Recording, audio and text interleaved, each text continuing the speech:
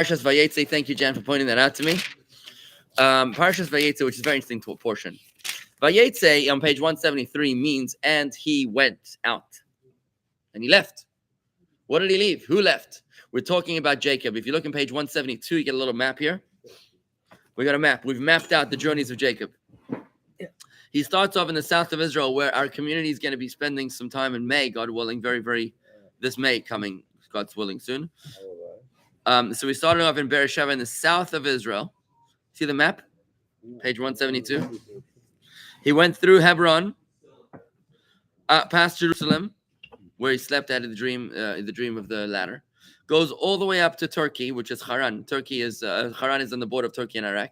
Mm-hmm. Then that's where he spends 22 years studying. Marrying his wives, 4 wives, and having 11 kids. 14 years he was studying Torah en route. We don't know exactly where that was. That was at the yeshiva of Shem and Aver, the son of Noah and the grandson of Noah. But it was en route somewhere. 14 years studying Torah, 22 years working for his father-in-law Lavan, until eventually he comes back. That's the journey.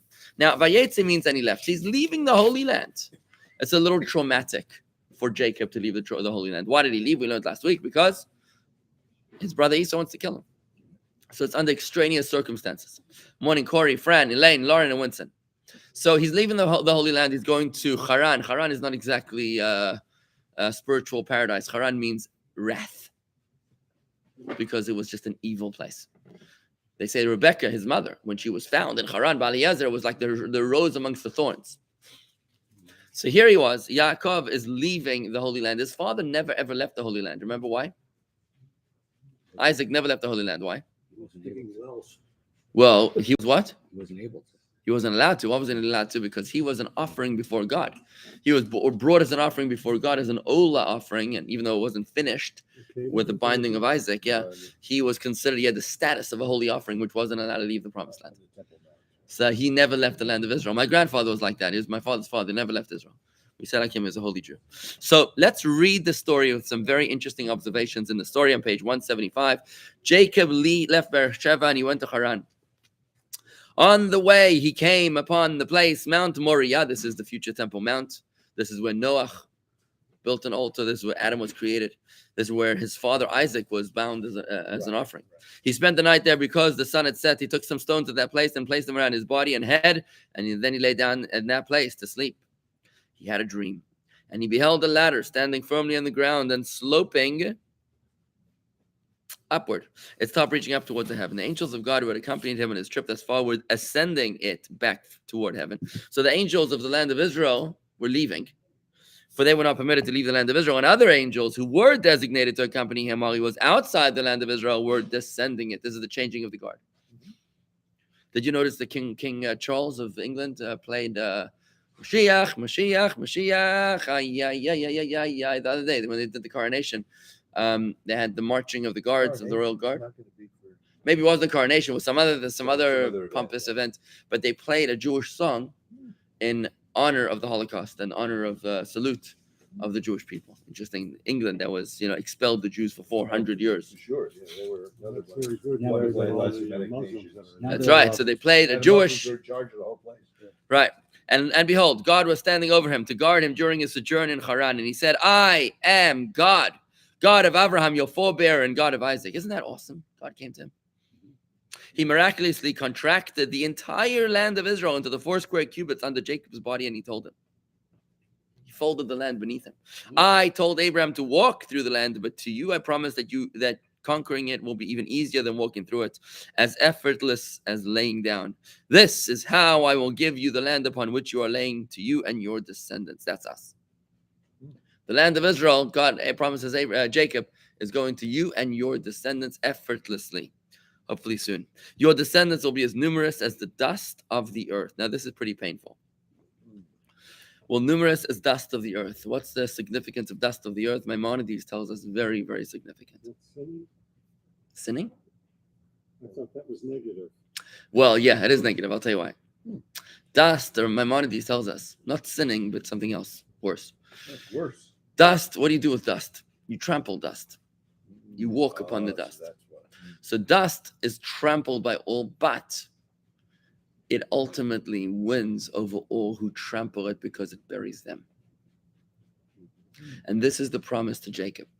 Your descendants will suffer anti-Semitism. They will be trodden upon by all, but they will outlive all their enemies. So far, so good. Exactly. So far, so good. I mean, if that ain't prophetic, what is, right? But that is how Maimonides explains this verse, this promise to Jacob. Your children will be like the dust of the earth, which seems good. It is amazing. It basically means they're going to suffer, but everybody's going to torture them. Everyone's going to trample over them. But they will bury all those who trample them. So why didn't he say at this point, like he said before, and the stars in the heaven? That was a different promise. That was it. Was that Stars of the heaven is a different promise. That was to Abraham, but That was to Abraham, yeah. and it's different meaning because What's the different meaning? What's your question? I'm going to get that in a second. No, to Abraham he did, right. So the way I teach the stars of the sky is that it's actually based on a teaching by the Maharam Lublin, the mayor of Lublin, who was the founder of Daf Yomi, the daily Daf, which I study on my own. The cycle of studying Talmud every single day, a double folio of double-sided page of Talmud, finishing in 7 years. So the Maharam Lublin explains like this. That what happened with the stars was that God asks Abraham to go out and count the stars. You remember that sermon I gave you? that was one of your first sermons I heard. So Right. It's one I live with, man. And they were impossible. It was impossible to count the stars. How do you count the stars? But Abraham starts to count the stars, and then God stops him. He says, stops him.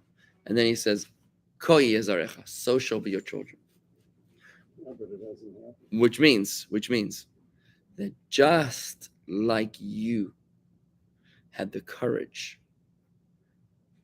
to do the impossible, so too will your children be able to overcome all odds and do the impossible. That's what it means.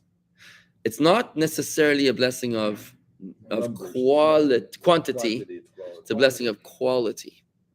That you will be able to go outside, to look up, and to do the impossible. And that's how I explained it over there in that particular teaching without getting into it. But the idea is that it's a matter of quality, being like the stars of the sky that are not subject to the laws of gravity. They're just not subject to the laws of this world. And we Jews have absolutely seen that fulfilled, where our success is far beyond our numbers and our longevity, our innovation, our everything, our endurance is far more than any natural projection. So that's the difference between the stars of the sky and the sands of the earth, right? Anyways, let's keep on going here. Verse 14. Your descendants will be as numerous as the dust of the earth, and you will spread out powerfully to the east, to the west, to the east, to the north, and to the south. This is the Rebbe's great song. Will spread out powerfully to the west, to the west, to the east, to the north, to the south, and to all the families of the earth. All the families of the earth will be blessed through you and through your descendants. Behold, you do not need to fear Esau or Lavan, your father-in-law, future father-in-law, for I am with you. I will protect you wherever you go, and I will bring you back to this land. For I will not neglect you by not providing you with food and clothing until I have fulfilled what I have promised Abraham, your grandfather, concerning you. For I intend to fulfill all the promises I made to Abraham through you and not through your brother Esau. This question came up yesterday in the JLI class. Why is it that everybody should be Jewish? And the answer is because God said that the blessing goes through Jacob, not through Esau. To the Jews, not through the Christians. Including my promise that Abraham's children will all remain true to their heritage. Esau's inheritance from Abraham will consist solely of the territory that was promised to him.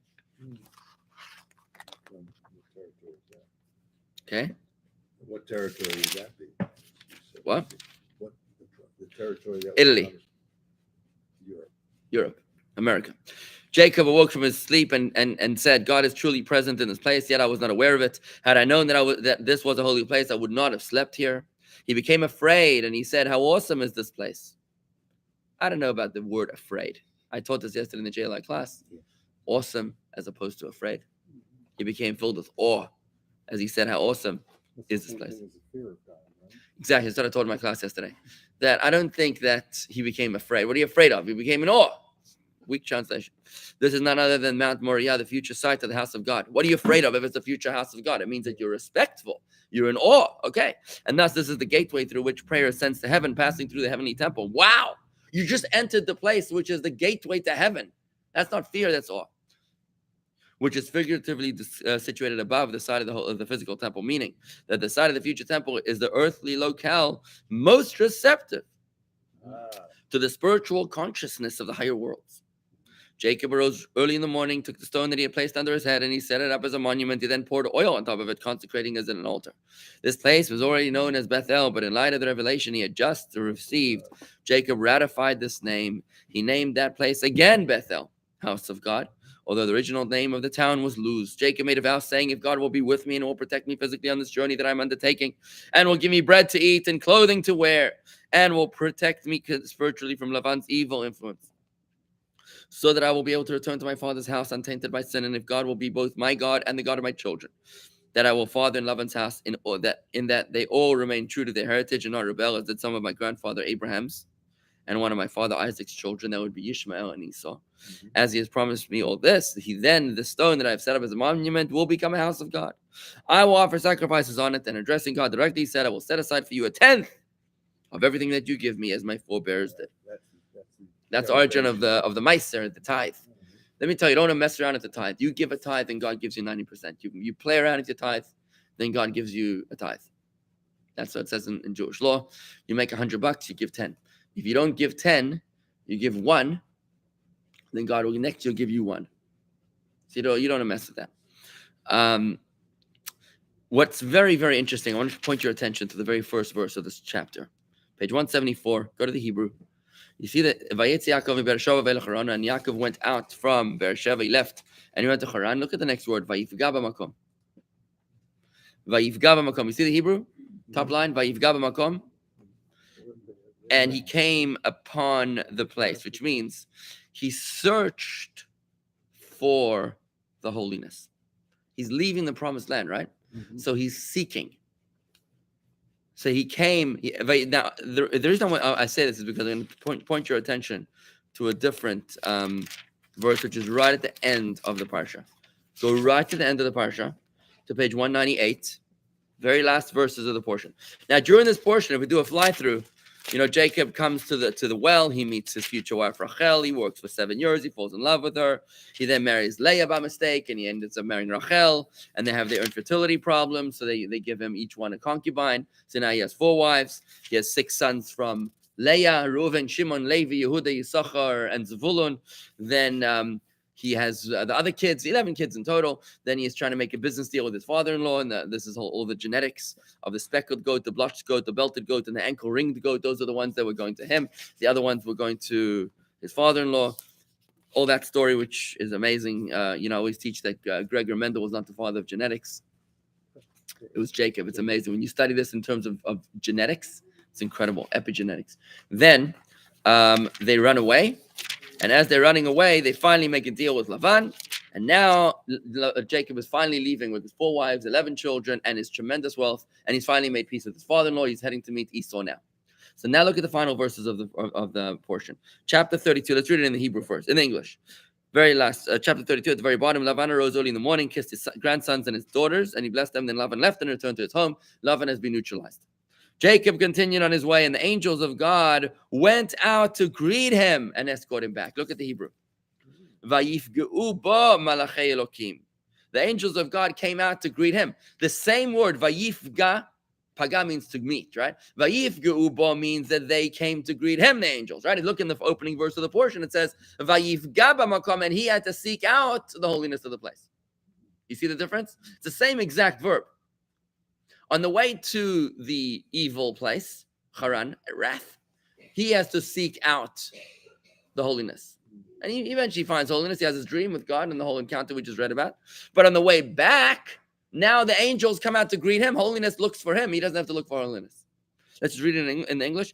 Jacob continued on his way, and the angels of God who were stationed in the land of Israel went out to greet him and escort him back. Since their mission was to bring him into the land of Israel, they were permitted by God to leave its borders for this purpose and replace the angels that had been accompanying him until then. So basically, the angels of Israel went out to greet him outside the borders of the promised land. They literally came looking for him.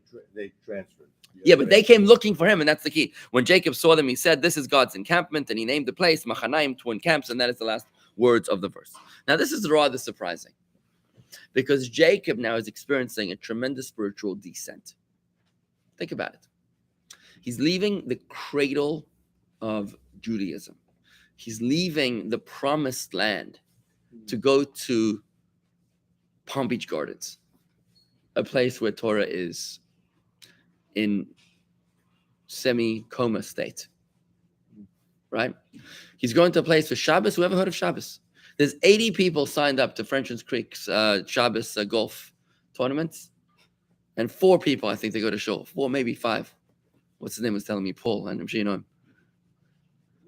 Whatever, I don't say names in the video, but there's a guy from Frenchman's. He said it's remarkable. There's almost nobody going to shul on Shabbos, but the golf course is all Jewish, right?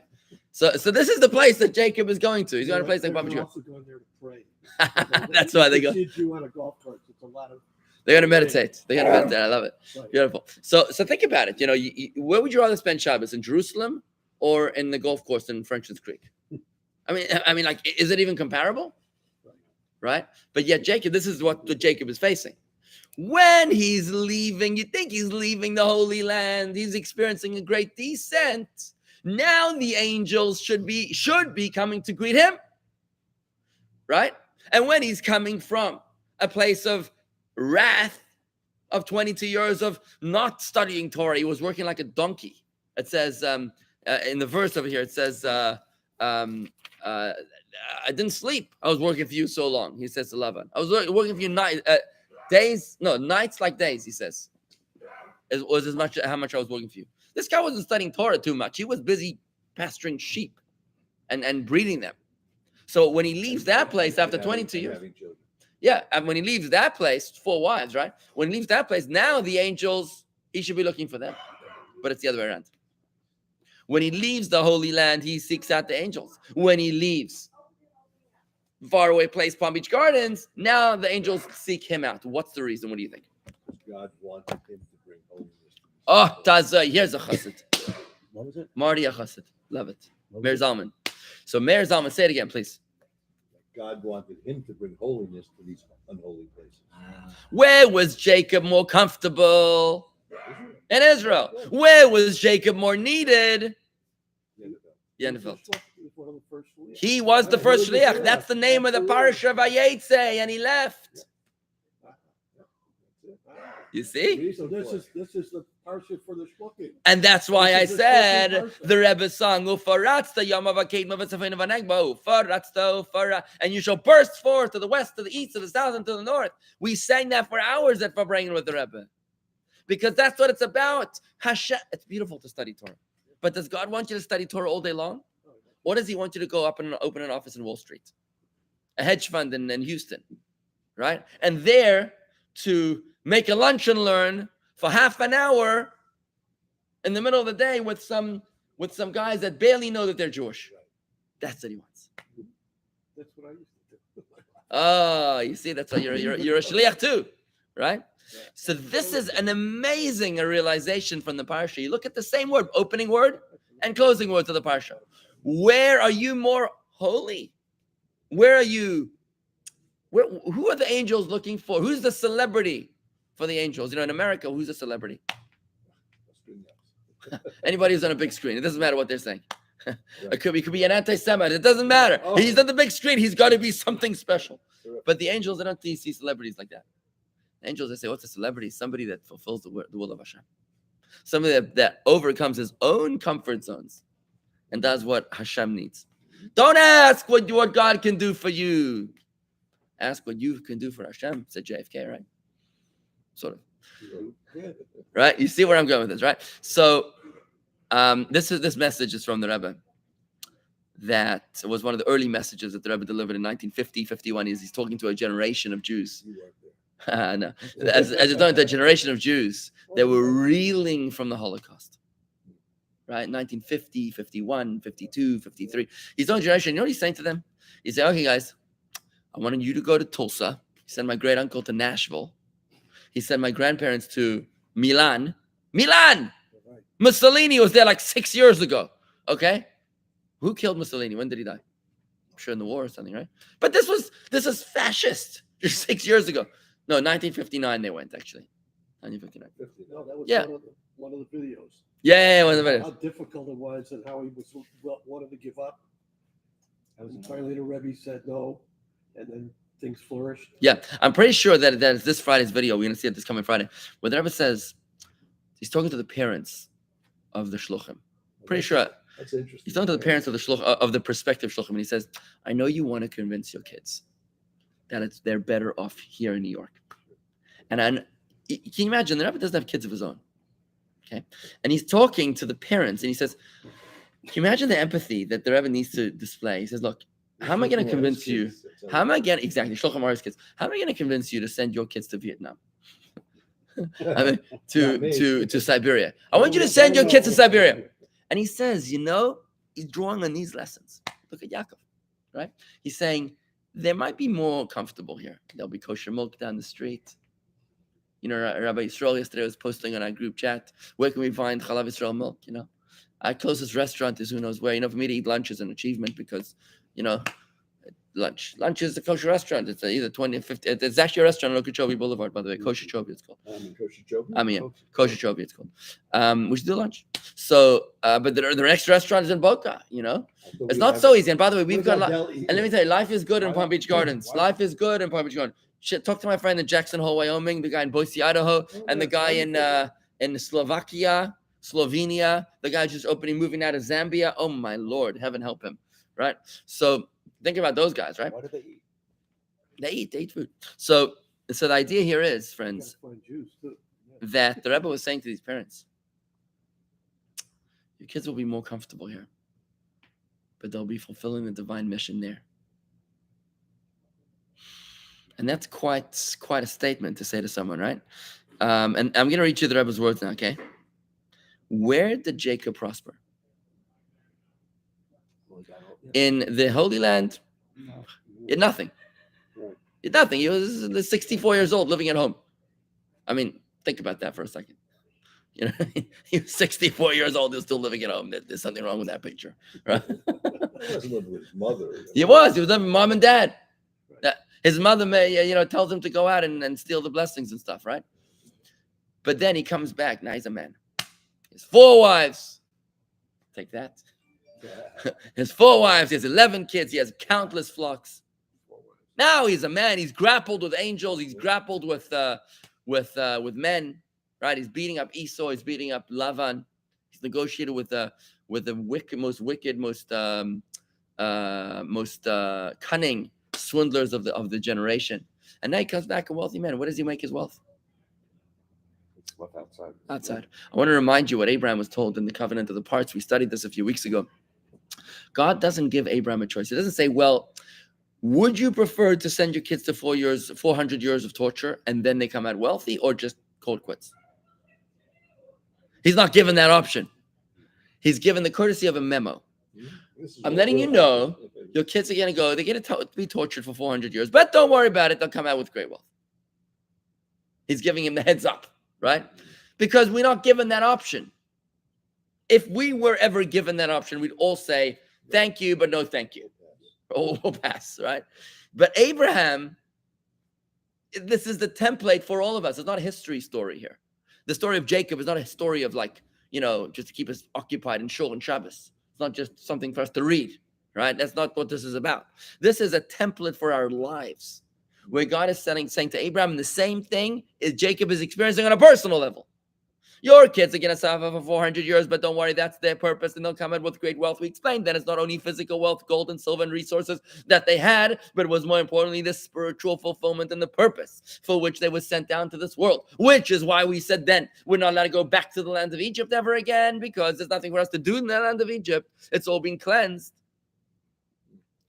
Same thing with Jacob. When he comes back now he comes back a rich man. Not only rich, but he's fulfilled and he's got a legacy coming. right? He's got his future all restored. He's built the 12 tribes of Israel. Where does that happen? The Rebbe says it happens, the success spiritually and physically happens there in Haran. And to quote the verse, Vayifreit sa'ish me'oid me'oid, and the man was exceedingly prosperous.